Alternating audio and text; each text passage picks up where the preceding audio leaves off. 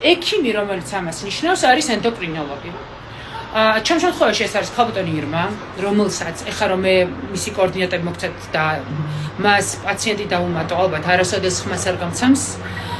იმდენად არ აქვს დრო და ადგილი, რომ 3 დღეა ტელეფონზე არ მპასუხობს ირმა. ძალიან მინდა რომ ამ სტორის ხედავდე და დრო ნახე ჩემთვის.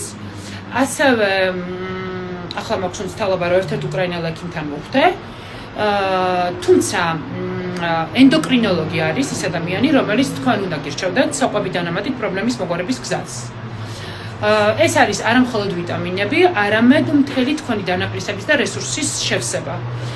ეს ეხება როგორც მენტალურ პრობლემებს, ასევე კუჭნაწლავს, ასევე ინსულინ რეზისტენტობას, ანუ თუ არ არის რთული დიაგნოზი, ჩემი აზრით, პირველი რაც უნდა გააკეთოთ, ეს არის რომ უნდა შეეცადოთ საკვები დანამატით პრობლემის მოგვარებას და შემდეგ უკვე წამლებით. ყველაზე მეტი შეკითხვა თქვენი არის იმასთან დაკავშირებით, ვინ მინიშნავს საკვებ დანამატებს. ანუ საკვებ დანამატები ჩემს ცხოვრებაში გაჩნდა 2017 წელს.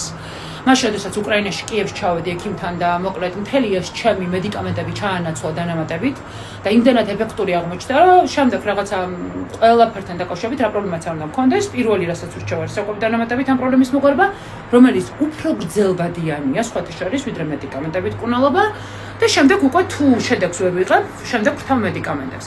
აი მაგალითად ახლა ცოტა ხნის წინ მქონდა ჰორმონალური პრობლემები და მადონა ჯუღელს უთხარი, ანუ ყველაფერთან დაკავშირებით ვცდილობ რომ ჯერ საკვები დანამატების რესურსი ამოვწურო, იმიტომ რომ მახსოვს რომ მადონას უთხარი ქალბატონმა მადონა მოდი ჯერ წავიდეთ საკვები დანამატებით. მივიღეთ შედეგი და წამლები აღარ დამჭირდა. იმიტომ რომ შეიძლება ჩემი განწყობაც, ჩემი დაჯერებაც იმდანად ისეთია ეფექტის მომცემია უკვე თავისთავად. თქვენ ხო იცით განწყობას რა ხელმისაწვდომობა აქვს, როცა რაღაცა ძალიან ენდობი, შედეგი